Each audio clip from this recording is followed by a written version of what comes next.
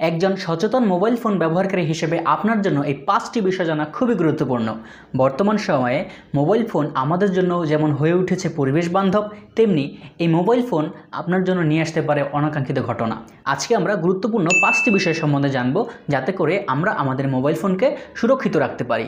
প্রথমে আমরা কথা বলবো মোবাইল ফোনের ব্যাটারি নিয়ে। মোবাইল ফোনের ব্যাটারি হচ্ছে মোবাইল ফোনের শক্তি।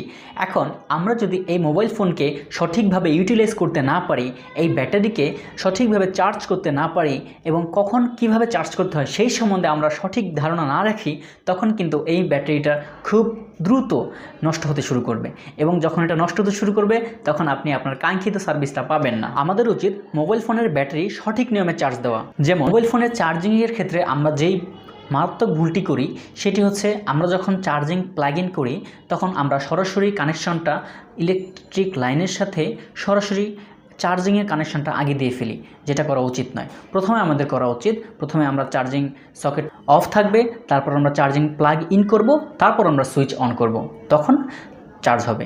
যদি এর আগেই আমরা করে ফেলি তখন দেখা গেছে আগে যদি প্লাগের সাথে কারেন্ট থাকে, তখন আমরা যখন চার্জ প্লাগ ইন করি তখন একটা স্পার্ক হয়। জিনিসটা আমাদের সচরাচর চোখে পড়ে না, কিন্তু এটা মারাত্মক একটা ক্ষতি মোবাইল ফোনের জন্য।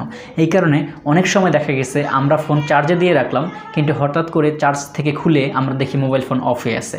এর কারণ হচ্ছে আমাদের হাই ভোল্টেজ তখন একটা শক্ট হয়ে যায় ফোনের মধ্যে, যে কারণে এই সমস্যাটা হয়। দ্বিতীয়ত কথা বলবো অ্যাপ্লিকেশন ব্যবহার এবং অ্যাপ্লিকেশন আপডেট নিয়ে। আমরা সচরাচর বিভিন্ন ধরনের সফটওয়্যার ব্যবহার করে থাকি, যেগুলো আমাদের জন্য খুব প্রয়োজনীয়, এবং পাশাপাশি অনেক অপ্রয়োজনীয় সফটওয়্যার আমরা মাঝে মাঝে ব্যবহার করে থাকি, যেগুলো আমাদের জন্য একদমই উচিত নয়, যেগুলো আমাদের বড় ধরনের ক্ষতি করতে পারে, বিভিন্ন ধরনের আমাদের স্ক্যামের মধ্যে ফেলতে পারে। আর আমরা যে সফটওয়্যারগুলো আপডেট দিই সেটা জানা খুবই গুরুত্বপূর্ণ, কেননা সফটওয়্যার যখন আমরা আপডেট দিই এর মানে হচ্ছে, আমি প্রথমে বলে রাখি, এই পৃথিবীতে কোনো সফটওয়্যারই ফুলফিল না। তো সফটওয়্যারের বিভিন্ন সমস্যা থাকবেই, সেগুলো যখন তারা কোম্পানিগুলো আপডেট করে, এই আপডেটটা আমাদের মেনে নেওয়া উচিত, তখন আমাদের এই সফটওয়্যার সমস্যাটা চলে যাবে। আর একটা জিনিস দ্বিমত থাকতে পারে, সেটা হচ্ছে যে কিছু ফোন রয়েছে যেগুলো সফটওয়্যার আপডেট দেওয়ার পরে ফোনে বিভিন্ন সমস্যা দেখা যায়। তৃতীয় গুরুত্বপূর্ণ বিষয়টি হচ্ছে সুরক্ষা এবং গোপনীয়তা। আমাদের ফোনে যখন একটা পাসওয়ার্ড থাকে তখন এটার ফার্স্ট অ্যাক্সেসটা আমাদের হাতে থাকে, তাই না? যখন আমাদের ফোন হারিয়ে যায় অথবা আমরা কোথাও ফোনটাকে লস করে ফেলি, তখন দেখা যায় কেউ এই ফোনটা পেলেও সে প্রথম যে অ্যাক্সেসটা সেটাই সে ফার্স্টে দেখে, সে পাসওয়ার্ড পড়ে গেছে। তো পাসওয়ার্ড থাকলে সে সহজেই আপনার ফোনটা অ্যাক্সেস করতে পারবে না, এবং অ্যাক্সেস না করতে পারার কারণে সে চেষ্টা করবে যে আপনার ফোনটাকে ফ্ল্যাশ করার অথবা ফোনটাকে রিসেট করার, তাই না? তো ওই ক্ষেত্রে কিন্তু আপনার যে প্রাইভেসি ডাটাগুলো থাকে, পার্সোনাল যেই ইনফরমেশনগুলো থাকে, এগুলো কিন্তু ইরেজ হয়ে যায়। তখন এটা আপনি কিছুটা মুক্তি পেতে পারেন, যেহেতু আপনার পার্সোনাল বিষয়গুলো থাকতে পারে। প্লাস আপনার ফোনে অ্যান্টিভাইরাস যদি থাকে, অ্যান্টিভাইরাস কিন্তু আমাদের ফোনের জন্য খুবই গুরুত্বপূর্ণ। আমরা হয়তো বা সেটা বুঝি না যে কি অ্যান্টিভাইরাসটা কি। এই বিষয় নিয়ে অবশ্যই আপনাদের সাথে একটা আলোচনা করব। চতুর্থ গুরুত্বপূর্ণ বিষয়টি হচ্ছে সোশ্যাল মিডিয়া পোস্টিং। আমাদের উচিত সকল সোশ্যাল মিডিয়া পোস্টিং পর্যালোচনা করা। আমাদের ফোনে তো ইউআই বিল্ট ইন থাকে, আমরা বিভিন্ন সময় বিভিন্ন সেটিংসের মাধ্যমে আপনাদেরকে অনেক কিছু বোঝানোর চেষ্টা করি। তো এই সেটিংসগুলোর সম্বন্ধে আমাদের একটা ধারণা থাকা উচিত। আমাদের পঞ্চম গুরুত্বপূর্ণ বিষয়টি হচ্ছে ভুল ভ্রান্তির সাবধানতা।